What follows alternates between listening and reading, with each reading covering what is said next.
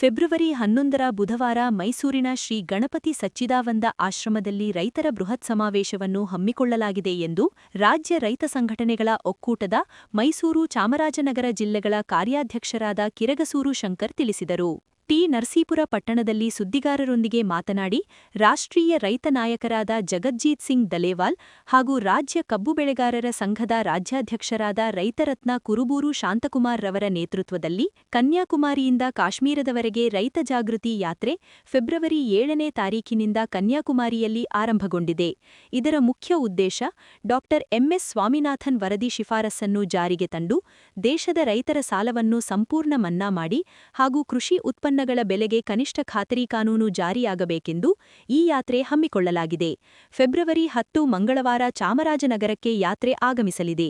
ಈ ಯಾತ್ರೆಗೆ ವಿವಿಧ ರಾಜ್ಯಗಳ ರೈತ ಮುಖಂಡರು ಭಾಗವಹಿಸುತ್ತಿದ್ದು, ಮೈಸೂರು ಹಾಗೂ ಚಾಮರಾಜನಗರ ಜಿಲ್ಲೆಯ ರೈತ ಮುಖಂಡರು ಹಾಗೂ ರೈತ ಬಾಂಧವರು ಹೆಚ್ಚಿನ ಸಂಖ್ಯೆಯಲ್ಲಿ ಆಗಮಿಸಿ ರೈತ ಯಾತ್ರೆಯನ್ನು ಯಶಸ್ವಿಗೊಳಿಸಿಕೊಡಬೇಕೆಂದು ಮನವಿ ಮಾಡಿದರು.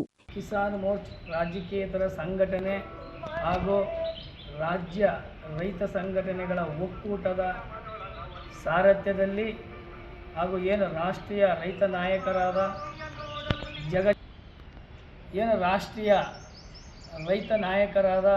ಜಗತ್ ಸಿಂಗ್ ದಲೇವಾಲರವರು ಹಾಗೂ ರಾಷ್ಟ್ರೀಯ ಸಹ ಸಂಚಾಲಕರಾದ ರೈತರತ್ನ ಕುರುಬೂರು ಶಾಂತಕುಮಾರ್ ಅವರ ನೇತೃತ್ವದಲ್ಲಿ ಕನ್ಯಾಕುಮಾರಿಯಿಂದ ಕಾಶ್ಮೀರದವರೆಗೂ ರೈತ ಜಾಗೃತಿ ಯಾತ್ರೆನ ಹಮ್ಮಿಕೊಂಡಿದ್ದೀವಿ.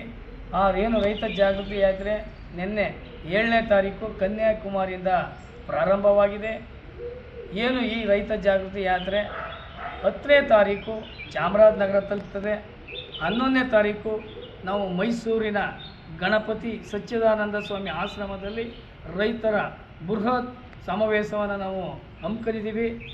ಈ ರೈತ ಜಾಗೃತಿ ಯಾತ್ರೆಯ ಮುಖ್ಯ ಉದ್ದೇಶ ಏನಪ್ಪ ಅಂತಂದರೆ ಕೃಷಿ ಉತ್ಪನ್ನಗಳ ಬೆಲೆಗೆ ಕನಿಷ್ಠ ಖಾತರಿ ಕಾನೂನು ಜಾರಿಯಾಗಬೇಕು. ಡಾಕ್ಟರ್ ಎಂಎಸ್ ಸ್ವಾಮಿನಾಥನ್ ವರದಿ ಶಿಫಾರಸು ಮಾಡಿದ್ದಾರೆ ಸ್ವಾಮಿನಾಥ್ ಅವರು ಅದನ್ನು ಜಾರಿಗೆ ತರಬೇಕು. ಮತ್ತು ದೇಶದ ರೈತರ ಸಂಪೂರ್ಣ ಸಾಲ ಮನ್ನಾ ಆಗಬೇಕು ಅಂತ ನಾವು ಈ ಯಾತ್ರೆನ ಹಮ್ಮಿಕೊಂಡಿದ್ದೀವಿ. ಈ ಯಾತ್ರೆಗೆ ವಿವಿಧ ರಾಜ್ಯಗಳ ರೈತ ಮುಖಂಡರು ಭಾಗವಹಿಸ್ತಾ ಇದ್ದಾರೆ.